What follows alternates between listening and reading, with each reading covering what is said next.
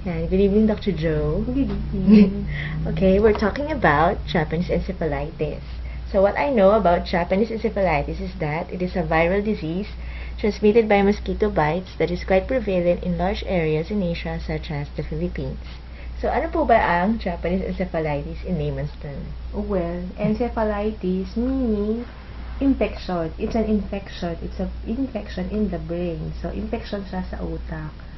So, caused by the Japanese bee virus. So, wala namang layman's term. Japanese bee is a type of virus na it is carried by your Culex species of mosquito. So, what happens is you get bitten by the mosquito and then the virus gets in your blood, then it gets in your brain. So, you have an infection, a viral infection in the brain. So, common po ba how common is Japanese encephalitis? Well, I can only speak for our hospital at which I work, the National Children's Hospital. For the past 3 years, I have only seen 3 of these cases. But in the Philippines, I think the problem is it's not very well documented. But in Asia, well, it had been documented to be 30 to 50,000 cases have been documented in different countries in a year. So it's really very widely seen. So common talaga siya in Asia. So in the Philippines, sa Pilipinas, hindi siya masyadong nado-document kasi ang mga presentation nito yung parang nanununo, na nagwawala, ganun yung manifestation niya.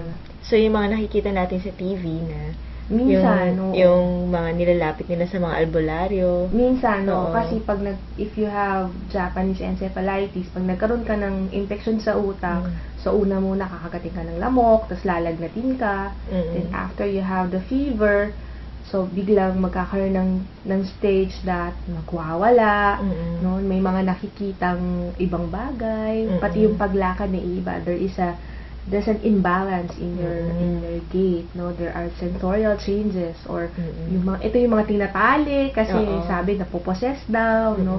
Most of your encephalitis would present that way.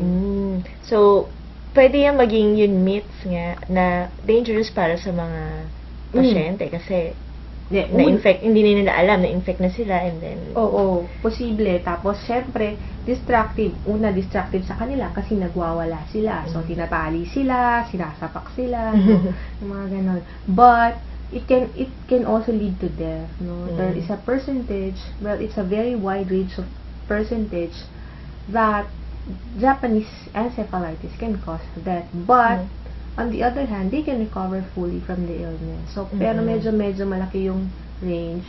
So that we have to be careful also.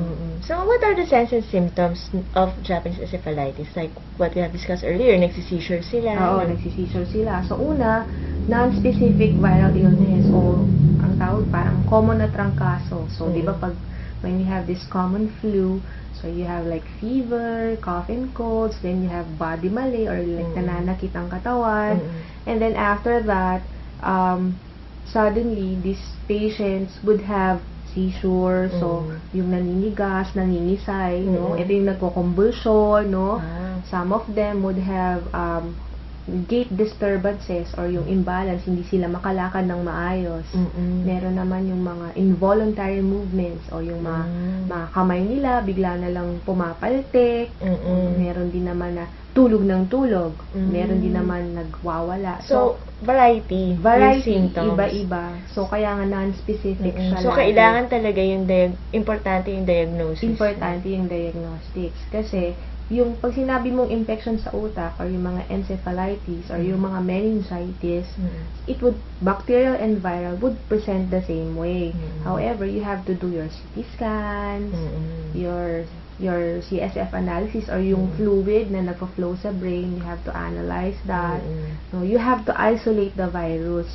So, siguro kaya mababa rin sa Philippines kasi medyo mahal yung mga diagnosis. Mahal yun. Yun nga yung susunod kong tanong, no? Yung what should the patient undergo to confirm to have this disease? Like, yun nga, CT scans, they should have it. Yes. So, when dumating yung patient and the patient arrives with manifestations of meningitis or encephalitis like what we have discussed, So, the traditional way, the first thing we do is do a CSF analysis. So, kukuha tayo ng sample ng water that flows in the brain or yung cerebrospinal fluid.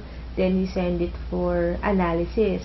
So, for the virus, we have to isolate the Japanese bee virus from this. And that would cause, like in the Philippines, only St. Luke's, I think, has a viral isolation technique for that, or I don't know if PGH has it, but the cheapest you can get is around 4,000 for that specific virus only. And then we have to do CT scans also, neuroimaging, so we have to see the brain. So with that, medyo mahal din yun. So depende kung saan mo ipapagawa, no? The price can range from 3,000 up to 15,000. It depends on what view, how many sides of the brain you want to see.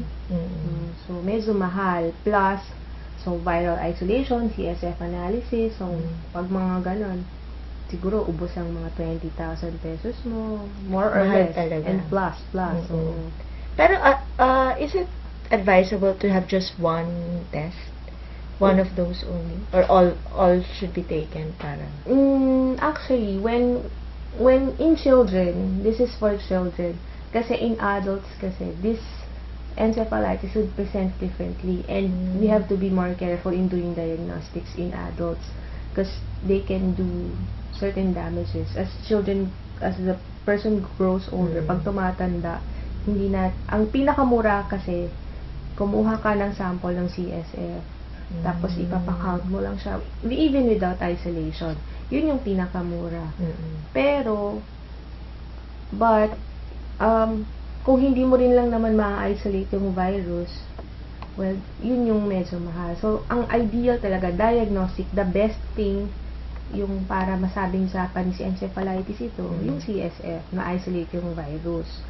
Pero, kasi mahal nga yun eh. Kung 4,000 yun, tapos pag halimbawa, matanda na yung pasyente, you cannot just do a CSF analysis. Kasi syempre tutusok ka sa likod yun eh, tapos kukuha ka ng tubig. So, parang mag-i-introduce ka doon sa utak. No? So, doctors would offer a less invasive diagnostics, which is your CT scan. So, you don't have to do everything. Pag meron kang ebidensya na ito na yun, ito yung gagamutin mo. Kasi, it's better, kasi parang titingnan mo rin naman yung pasyente mo, kung ano yung kakayanan niya. So, syempre, kung uubusin mo yung